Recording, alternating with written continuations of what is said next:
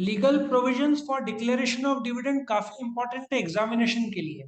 Now सबसे पहले तो आप लोग को समझना पड़ेगा। लोग अक्सर सोचते हैं कि board of directors dividend declare करते हैं। The answer is no. वो लोग रेकमेंड करते हैं। और डिक्लेरेशन कौन करता है? Share holders. सो ये जो है ना डिक्लेरेशन, डिक्लेरेशन कौन करता है? Share holders. रेकमेंड मतलब बोर्ड ऑफ डायरेक्टर्स ने बोला हम 20% रेकमेंड कर रहे हैं। ये रिकमेंडेशन कहाँ पे होता है? बोर्ड मीटिंग में। बोर्ड मीटिंग साल में 4 बार। दो बोर्ड मीटिंग के बीच का फासला 120 दिन से ज्यादा नहीं होना चाहिए। बोर्ड मीटिंग में रेकमेंड हुआ, उसके बाद एनुअल जनरल मीटिंग बुलाया जाता है। उसमें शेयर होल्डर्स आते हैं। याद रखो, बोर्ड मीटिंग में बोर्ड ऑफ डायरेक्टर्स ही आ सकते हैं। शेयर होल्डर्स इस मीटिंग में नहीं आ सकते। शेयर होल्डर्स एजीएम में आ सकते हैं, एनुअल जनरल मीटिंग। हर साल एजीएम होता है।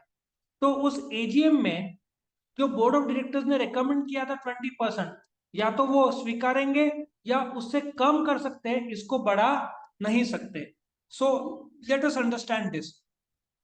बोर्ड ऑफ डायरेक्टर्स क्या करते हैं?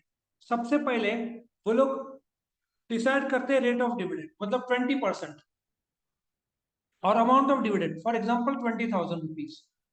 बुक क्लोजर, किस तारीख को बुक क्लोज करेंगे? अब कैसे, मुझे तुम लोग सबको लेटर्स लिखना है कि इस तारीख को पेपर है, बट तुम्हारा सबका नाम मेरे पास एक रजिस्टर में है। वो पब्लिक डॉक्यूमेंट है, कोई भी देख सकता है। तो बुक क्लोजर मुझे बताना पड़ेगा शेयर बाजार को कि भाई मैं 1 हफ्ते के लिए बुक्स बंद रख रहा हूँ, तब तक कोई भी देख नहीं सकता, क्योंकि उसमें से मैं नाम और पते निकालूंगा जिन लोग को डिविडेंड मिलेगा। आया समझ में? बुक क्लोजर क्यों करते हैं? क्योंकि अब तुम्हारे कॉलेज के पास लाइब्रेरी का बड़ा रजिस्टर है, उसमें तुम्हारे नाम और पते हैं। तुम सबको लेटर्स भेजना है। तो लाइब्रेरी से जब नाम निकाल रहे होंगे, कोई स्टूडेंट आके बोलता है सर लाइब्रेरी की बुक चाहिए, तो वो लोग नाम एड्रेस निकाले कि लाइब्रेरी की बुक दें? तो वो लोग क्लियरली स्टूडेंट को बोलेंगे 1 हफ्ते के लिए मत आओ, 1 हफ्ते के बाद आओ। तो book closure date of dividend, annual general meeting, क्योंकि बोर्ड मीटिंग में रेकमेंड होता है, डिक्लेरेशन एजीएम में होता है। अच्छा, जैसे ही 20,000 हुआ रेकमेंड, और जब शेयर होल्डर्स डिक्लेयर करते हैं, ये 20,000 का डिक्लेयर शेयर होल्डर्स करते हैं, तो कंपनी को एक सेपरेट बैंक अकाउंट में ये पैसा एनुअल जनरल मीटिंग के 5 दिन के अंदर ट्रांसफर करना पड़ता है। इसलिए कंपनी को सेपरेट अकाउंट में वैसे एनुअल जनरल मीटिंग में डिक्लेयर होता है, उसके बाद 5 दिन के अंदर ट्रांसफर करना पड़ेगा। अब बोर्ड मीटिंग हो गया। बोर्ड मीटिंग में क्या तय हुआ कि डिविडेंड का कितना परसेंटेज है, कितना अमाउंट है, और फिर एनुअल जनरल मीटिंग का डेट तय करते हैं। अब एनुअल जनरल मीटिंग आ जाता है, 21 डेज पहले नोटिस जाता है, और उसके साथ एनुअल रिपोर्ट जाता है कि कंपनी का प्रोग्रेस क्या है, डायरेक्टर्स का डिविडेंड रिकमेंडेशन कितना है, ऑडिटर्स रिपोर्ट क्या है, डायरेक्टर्स रिपोर्ट क्या है, अकाउंट्स। फिर उस एनुअल जनरल मीटिंग में शेयर होल्डर्स आते हैं।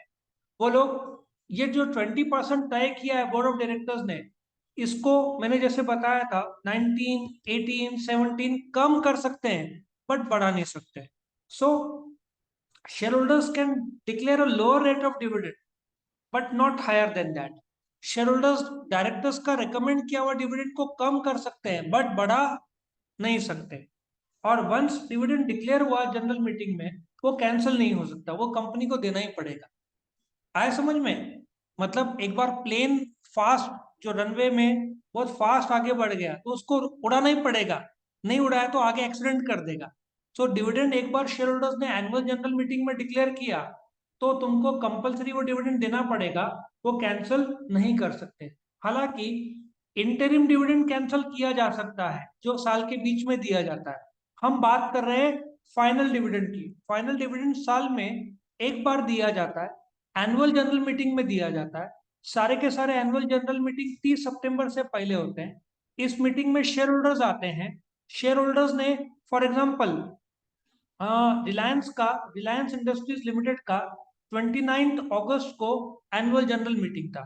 उसके बाद 5 दिन के अंदर 30 अगस्त, 31 अगस्त, 1 सितंबर, 2, 3, 3 सितंबर से पहले तुमको एक सेपरेट बैंक अकाउंट में with in 5 days supposedly declare किया 20,000 रुपया। तो ये 20,000 रुपया 3 तारीख के अंदर ट्रांसफर करना पड़ेगा और 29 अगस्त से 1 महीने के अंदर ये डिविडेंड शेयर होल्डर्स को मिल जाना चाहिए। सो कायदा क्या बोलता है कि डिविडेंड जैसे डिक्लेयर किया उसके 5 डेज के अंदर तुमको क्या करना पड़ेगा, सेपरेट बैंक अकाउंट में पैसा ट्रांसफर करना पड़ेगा और 30 डेज के अंदर तुमको डिविडेंड देना पड़ेगा। अच्छा, इसमें और भी जो लीगल लिस्टेड कंपनी किसको बोलते हैं, जो शेयर बाजार में लिस्टेड है, जिसके शेयर्स स्टॉक एक्सचेंज में लिस्टेड है, जिसके शेयर्स खरीदे और बेचे जाते हैं स्टॉक एक्सचेंज। ठीक है, तो पहले तो रेकमेंड कौन करता है डिविडेंड? बोर्ड ऑफ डायरेक्टर्स का शेयर होल्डर्स। रेकमेंड कौन करता है? Board of directors. ठीक है, डिक्लेयर कौन करता है? ये रेकमेंड करते हैं रेट ऑफ डिविडेंड। डिक्लेयर कौन करता है डिविडेंड बताओ? Share holders. So board of directors recommend कहां पे करेंगे? बोर्ड मीटिंग में। बोर्ड मीटिंग जब होने वाली रहेगी उसके 2 दिन पहले शेयर बाजार को तुमको बताना पड़ेगा कि इस तारीख को मीटिंग है। फॉर एग्जाम्पल, तुम्हारा मीटिंग 7 सितंबर को है, तो 5 सितंबर से पहले शेयर बाजार को बताओ एटलीस्ट 2 दिन पहले कि 7 सितंबर को बोर्ड मीटिंग है जहां पे डायरेक्टर्स डिविडेंड रेकमेंड करने वाले हैं। ठीक है, उसके बाद जैसे ही डिविडेंड का रिकमेंडेशन होता है, ठीक है, बोर्ड मीटिंग के बाद वापस शेयर बाजार को इन्फॉर्म करो।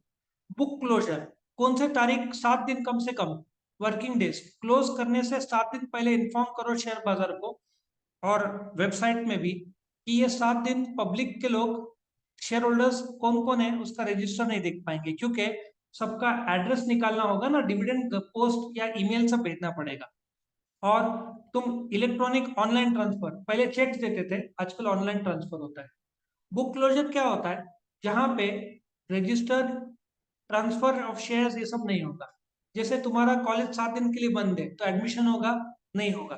तो 7 दिन के लिए जब ये लोग बंद रखते हैं तो रजिस्टर में कोई भी एंट्री नहीं करेंगे। रिकॉर्ड डेट मतलब अभी आज कॉलेज में कितने स्टूडेंट्स होंगे? 1000। ठीक है, कोई एडमिशन ऐसा सोचो, हर रोज कोई एडमिशन लेता है, कोई एडमिशन छोड़ के जाता है, हर रोज चलते रहते, तो डिविडेंड किसको दे? आज जिसने छोड़ा कि कल जिसने ज्वाइन किया? तो रिकॉर्ड डेट बोलता है, पहले से लोग बोल देते हैं 25 सितंबर को हमारे पास जो भी शेयर होल्डर्स का नाम होगा उनको डिविडेंड दिया जाएगा। 26 सितंबर में नाम गया आया हमको लेना देना नहीं। समझ में आया? 25 सितंबर को हमारे पास जो रजिस्टर है शेयर होल्डर्स का, जिसको रजिस्टर ऑफ मेंबर्स बोलते हैं, जो नाम है उनको डिविडेंड मिलेगा। करेक्ट? उसके बाद listed company has to express dividend on per share basis, मतलब डिविडेंड कितना मिलेगा पर शेयर।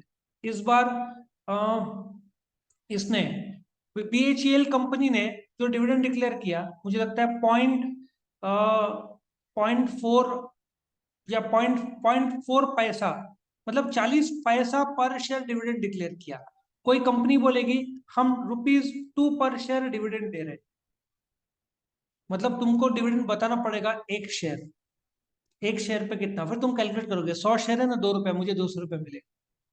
आया समझ में? डिविडेंड परसेंटेज में रेकमेंड होता है, लेकिन डिक्लेरेशन के बाद शेयर होल्डर्स को पता नहीं रहता है। तो बेस्ट तरीका क्या बताया गया, तुम डिविडेंड जब डिक्लेयर करोगे तो क्या बोलोगे, एक शेयर के पीछे कितना डिविडेंड। जैसे कि 100 लोग आए, तुम्हारे पास 1 किलो केक है, ऐसा नहीं बोलने का। हर एक आदमी को कितना आएगा? 10 ग्राम केक आएगा ना। तो पर आदमी 10 ग्राम, पर शेयर ₹2 डिविडेंड। मतलब लोग कैलकुलेट कर सकते हैं, 1000 शेयर है तो 2000 मिलेगा। इस आसानी होती है। प्रोहिबिशन, यदि तुमने पब्लिक डिपॉजिट का पैसा लौटाया नहीं या इंटरेस्ट नहीं दिया तो तुम डिविडेंड नहीं दे पाओगे। ठीक है, या तुमने डिबेंचर्स को लौटाया नहीं, या उनका ब्याज नहीं दिया, या प्रेफरेंस शेयर को लौटाया नहीं, या कोई लोन लिया है उसका पैसा नहीं दिया, तो तुम डिविडेंड नहीं दे पाओगे। कायदा समझ में आया? सो प्रोहिबिशन है, मतलब तुम्हारा पेमेंट सब क्लियर चाहिए, तुमने ईएमआई बराबर पे किया, लोन बराबर पे किया, इंटरेस्ट बराबर पे किया, प्रेफरेंस शेयर को लौटाया पैसा टाइमली, प्रेफरेंस शेयर का डिविडेंड दिया, तब जाकर सब कुछ क्लियर है। जैसे तुमको परमानेंट लाइसेंस कब मिलता है? जब तुम्हारा लर्निंग लाइसेंस क्लियर हो। तो तुमने सबके पेमेंट्स कर्जे सब बराबर लौटाए तो तुम फाइनल डिविडेंड दे सकते हैं, वरना डिविडेंड नहीं दे सकते। तो यहाँ पे ये बहुत इंपॉर्टेंट क्वेश्चन था जो कि डिक्लेरेशन ऑफ डिविडेंड खत्म होता है।